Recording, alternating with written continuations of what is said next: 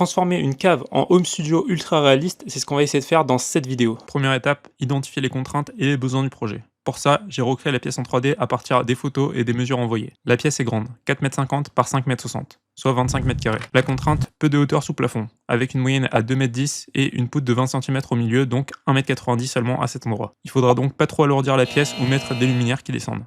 Ensuite, vient les références. J'ai demandé quelques photos du style et 3 idées ressortent. Un style assez sobre, beaucoup de contraste entre le noir et le blanc, et une pièce bien éclairée. Maintenant que j'ai ça, on peut se demander comment organiser la pièce. Le besoin, c'est une zone de composition, une zone d'enregistrement et une zone tranquille pour se reposer. J'ai hésité à mettre la zone d'enregistrement ici, mais c'était trop proche de la porte et des bruits, donc j'ai préféré couper la pièce en deux, avec une zone pour la musique et un espace détente.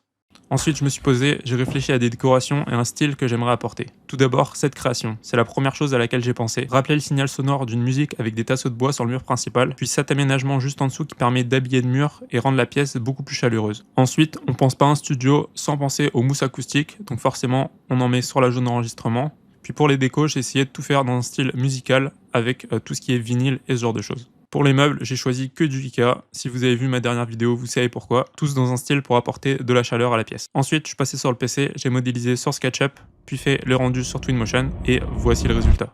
Une pièce avec de nombreuses sources de lumière, important qu'il n'y a pas de lumière naturelle qui rentre dans la pièce. Des décos sobres liés à la musique et pas trop chers pour rentrer dans un budget limité. 3 espaces distincts. Le but est que l'on ait envie de passer du temps dans la pièce. Donc si vous avez besoin d'un rendu comme ça, n'hésitez pas à me contacter ou d'aller sur mon site. Et si vous voulez vous entraîner et proposer votre version de la pièce, j'ai mis toutes les ressources gratuitement sur mon site. Donc n'hésitez pas à vous abonner si jamais vous voulez des vidéos du genre et on se retrouve dans la prochaine.